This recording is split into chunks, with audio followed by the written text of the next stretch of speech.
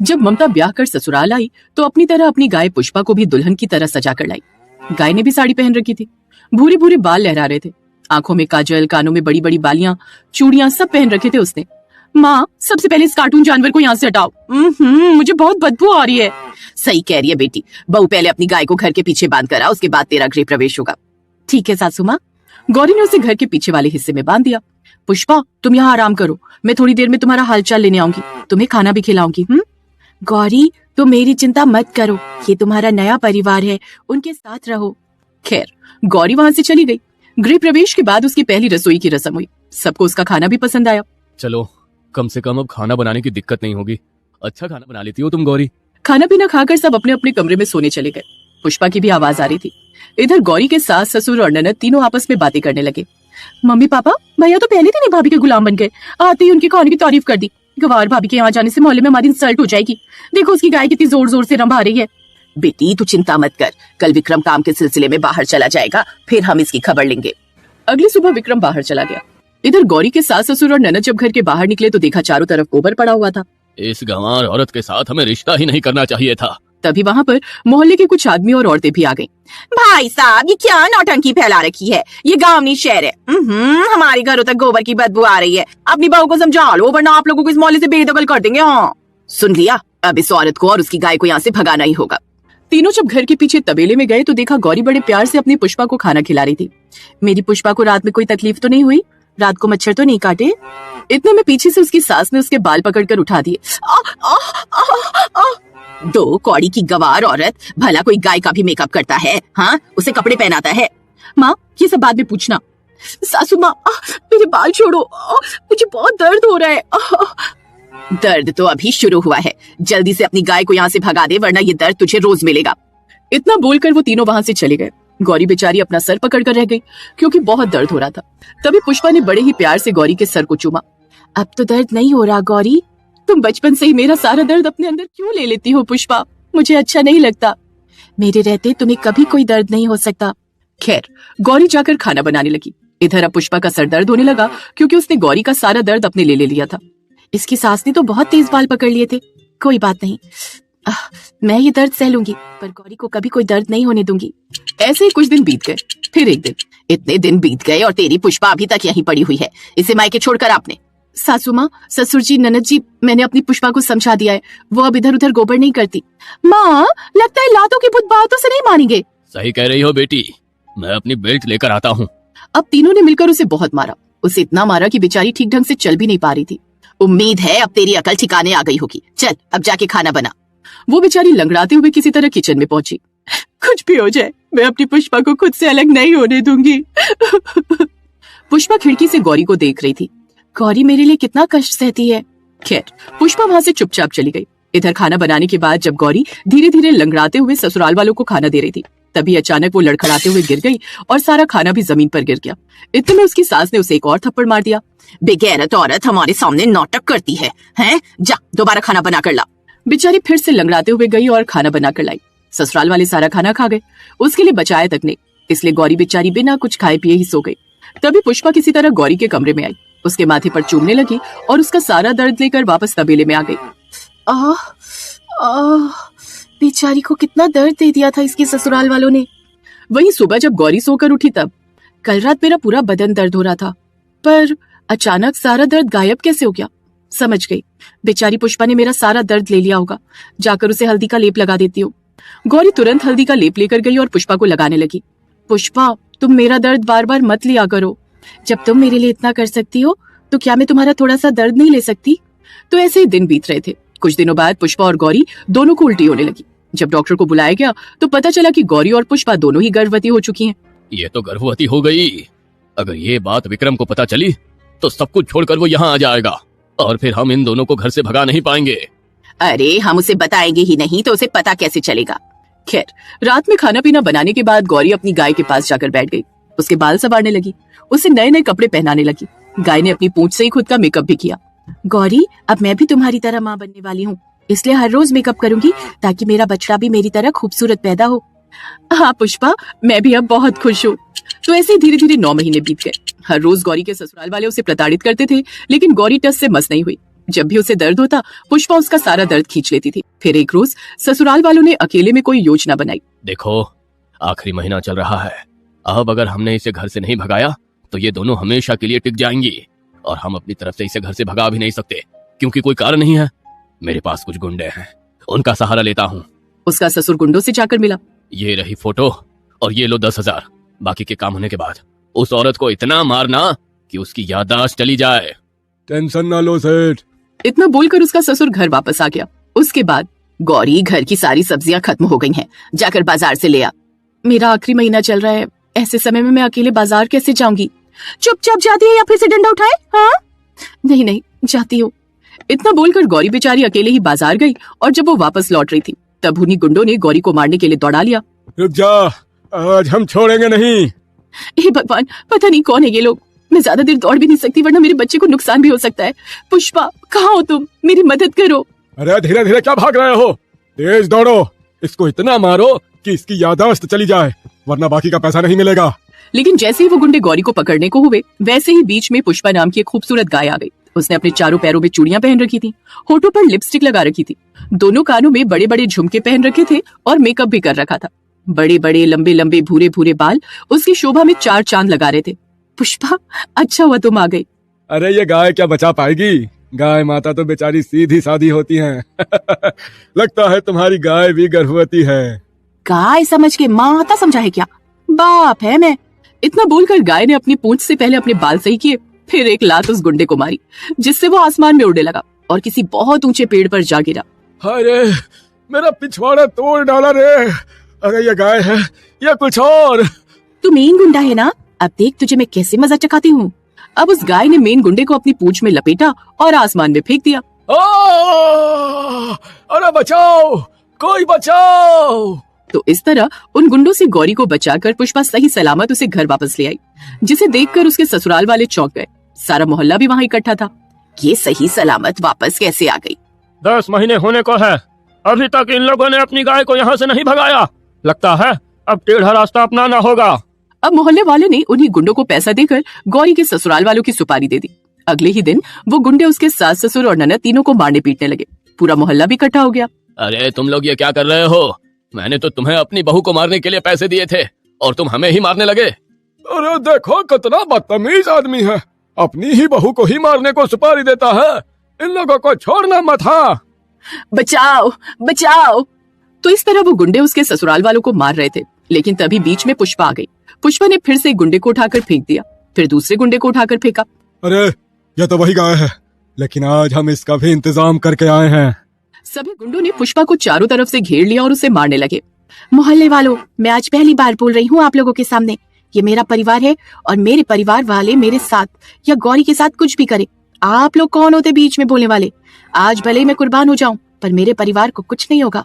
उन गुंडों ने गाय को बहुत मारा, लेकिन फिर भी अंत में उसने अपनी सींग में उठा उठाकर सारे गुंडों को खूब पटकनी दी। गुंडे डरकर भाग गए।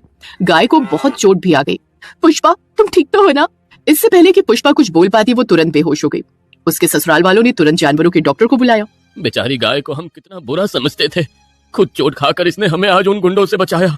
डॉक्टर साहब, ये ठीक तो है ना? हाँ, गाय माता को मैंने बचा लिया है, लेकिन इनके पेट में जो बच्चा था वो अब इस दुनिया में नहीं रहा। कोई बात नहीं डॉक्टर साहब, मेरा परिवार ठीक है, मेरे लिए यही बहुत बड़ी बात है। डॉक्टर साहब दवा देकर वहाँ से चले गए। उसके बाद पूरे मोहल्ले ने गौरी के ससुराल वालों से और पुष्पा से माफी मांगी। पुष्पा, हमें माफ कर दो, इंसानों से अच्छा दिल तो जानवरों का होता है, ये हमें आज पता चला। हाँ पुष्पा, गाय को माता क्यों कहते हैं ये भी हमें आज पता चल गया है। गौरी, तुम्हारे साथ भी हमने बहुत बदतमीजी की, हमें माफ करना। कोई बात नहीं सासू माँ, अंत भला तो सब भला। कुछ ही दिनों बाद गौरी की डिलीवरी हुई और उसने एक बच्चे को जन्म दिया। उस दिन के बाद सारे लोग पुष्पा और गौरी की खूब इज्जत करने लगे और सब खुशी खुशी रहने लगे। कौशल्या के 2 बेटे थे, अजय और विजय। दोनों की नई नई शादी हुई थी, लेकिन भैया हमारी नई नई शादी हुई है, आज हमारी बीवियों की तमाम रस्में हैं। माँ कहाँ चली गई? उन्हें तो अपने बच्चों से ज्यादा अपनी गाय से प्यार है, तबेले में बैठी होगी अपनी गाय के साथ, और क्या। विजय अपनी माँ को बुलाने तबेले में गया तो उसकी माँ गाय का पेट सहला रही थी। माँ, अगर आपको हमेशा अपनी गाय के साथ ही रहना है तो हम दोनों को पैदा क्यों किया? बेटा, तू कैसी बातें कर रहा है? हमारी गाय गर्भवती है, इसके पेट में दर्द हो रहा है। अरे तो अंदर चलो ना, तुम्हारी बहुएं आई हैं, आगे की रस्में नहीं करोगी क्या? हाँ तुम चलो, मैं आती हूँ। विजय वहाँ से चला गया। थोड़ी देर बाद उसकी माँ घर आई। फिर सारी रस्में हुई। रात को पहली रसोई की रस्म भी हुई। दोनों बहुएं खाना बनाकर लाई। तभी, बच्चों तुम लोग खाना खाओ, मैं बहुओं के हाथ का खाना अपनी गाय माता को खिला कर आती हूँ। सासू माँ, आपको इंसानों से ज्यादा जानवरों से लगाव है, चुपचाप बैठकर खाना खाइए। हाँ दीदी, आपने ये बिल्कुल सही कहा। खैर, उस वक्त कौशल्या कुछ नहीं बोली। रात को अजय विजय की सुहाग रात थी। वहीं दूसरी तरफ तबेले में गाय के पेट में फिर से बहुत तेज दर्द होने लगा। वो जोर जोर से चीखने लगी। जब कोई नहीं आया तब उसने खुद को खूंटे से आजाद किया और गाय घर के अंदर घुस आई। सींग लगने से कुछ बर्तन गिर गए। तभी, अजय, लगता है कोई चोर घुस आया। चलो चलकर देखते हैं। दोनों जब बाहर गए तो देखा घर के अंदर गाय माता खड़ी थी और दर्द से करा रही थी। तभी वहां पर विजय, उसकी बीवी ममता और कौशल्या भी आ गए। मेरा बस चले तो इस गाय को किसी जंगल में छोड़ा हूँ। चुप करो, लगता है इसके पेट में बहुत दर्द हो रहा है। कौशल्या गाय को लेकर वापस तबेले में आ गई। उसने गाय को ठंडे पानी से नहलाया, फिर काफी देर तक पेट को सहलाती रही। तब जाकर उसका दर्द कम हुआ। गाय माता, पहली बार गर्भवती हुई हो ना, इसलिए तकलीफ ज्यादा हो रही है। कौशल्या वहीं गाय के पास सो गई।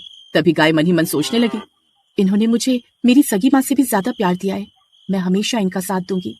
खैर, अगली सुबह कौशल्या जल्दी उठी, गाय माता को नहलाया, फिर उसका चारा बनाने के लिए तबेले में बनी कोठरी के अंदर गई तो देखा, अरे मेरी गाय माता का खाना तो खत्म हो गया है। अभी जाकर बच्चों से बोल देती हूँ, वो लेते आएंगे। वहीं दूसरी तरफ अजय विजय की बीवियां अपने अपने पतियों से कुछ डिमांड करने में लगी हुई थी। देखो, गर्मी हद से ज्यादा बढ़ रही है, आज शाम तक एसी लग जानी चाहिए। ठीक है, आज रात हम एसी में सोएंगे डार्लिंग। तभी वहां पर कौशल्या आ गई। अरे बच्चों, अपनी गाय माता का सारा चारा खत्म हो गया है, लाकर दे दो। माँ, आज हम लोग एसी लेने जा रहे हैं, उसमें बहुत खर्चा होगा। हम लोग करोड़पति नहीं है कि आपकी भी सेवा करें और आपकी गाय की भी। बाहर खड़ी गाय ने सब सुन लिया। ये सब सुनकर उसकी आंखों से आंसू छलक पड़े। मेरी वजह से कौशल्या माँ को बहुत तकलीफ होती है, मैं यहाँ से चली जाती हूँ। गाय उसी वक्त वहां से चली गई। कौशल्या जब तबेले में आई तो वहां पर गाय थी ही नहीं। अरे गाय माता, कहाँ चली गई तुम? गाय माता, कहाँ हो तुम? कौशल्या ने हर तरफ हर गली देख डाली, लेकिन गाय कहीं नहीं मिली। कौशल्या वहीं तबेले में रोने लगी। वहीं दूसरी तरफ एक जंगल के पेड़ पर बहुत सारी मधुमक्खियां छत्ता बना रही थी।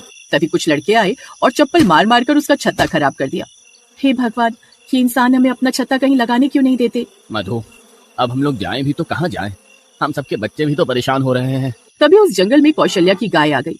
अरे गाय माता, आप जंगली गाय तो नहीं लगती, आपको तो इंसान खुद पाल लेते हैं, फिर इस जंगल में क्या कर रही हो और आप रो क्यों रही हो? क्या बताऊं, जिन माँ ने मुझे पाला था उन्हें मेरी वजह से बहुत सारी तकलीफें झेलनी पड़ रही हैं, इसलिए मैं खुद उन्हें छोड़कर आ गई। लेकिन तुम सब कहाँ भिनभिनाते हुए जा रही हो? हम मधुमक्खियों को कोई छत्ता ही नहीं लगाने दे रहा। तुम सब मेरी पीठ पर अपना छत्ता बना लो, देखती हूँ कौन रुकता है। उन सभी मधुमक्खियों ने उसकी पीठ पर छत्ता बना लिया। शाम को गाय कुछ खाना ढूंढने के लिए बाहर सड़क पर आई तो देखा कौशल्या के दोनों बेटे और उनकी बीवियां आपस में बातें कर रहे थे। उनके हाथ में 2 एसी भी थे। चलो, हमारी जिंदगी से एक मुसीबत तो कम हो गई। अच्छा हुआ वो भाग गई, आज इस बुढ़िया को भी घर से भगा देंगे। और अगर वो नहीं भागी तो मेरे पास एक ऐसी जड़ी बूटी है जिसे अगर खाने में मिलाकर दे दिया जाए तो सीधा वो भगवान के पास पहुंच जाएंगी, लेकिन उससे पहले सारी प्रॉपर्टी अपने नाम करवा लेना। गाय को ये सब सुनकर बड़ा दुख हुआ। गाय माता, आप तो रो रही हो, मुझे लगता है ये लोग जिनकी बातें कर रहे हैं उन्होंने ही आपको पाला था। हाँ, तुमने सही पहचाना, चलो चलते हैं। गाय उन मधुमक्खियों के साथ वापस घर पहुंची तो देखा कौशल्या घर के बाहर रो रही थी। गाय माता, तुम कहाँ चली गई थी? और ये इतना बड़ा मधुमक्खी का छत्ता? अम्मा, गाय माता ने हमें आपके बारे में सब बता दिया है। लेकिन गाय माता, तुम चली कहाँ गई थी? गाय ने सारी बात कौशल्या को बता दी, जिसे सुनकर कौशल्या को बड़ा दुख हुआ। खैर, धीरे धीरे रात हो गई और रात होते ही गाय ने एक बहुत ही खूबसूरत बछड़े को जन्म दिया। अरे वाह गाय माता, आपका बछड़ा कितना प्यारा है। हाँ गाय माता, अब आप सभी मेरा परिवार हो। खैर, बहुत रात हो गई है, सो जाते हैं।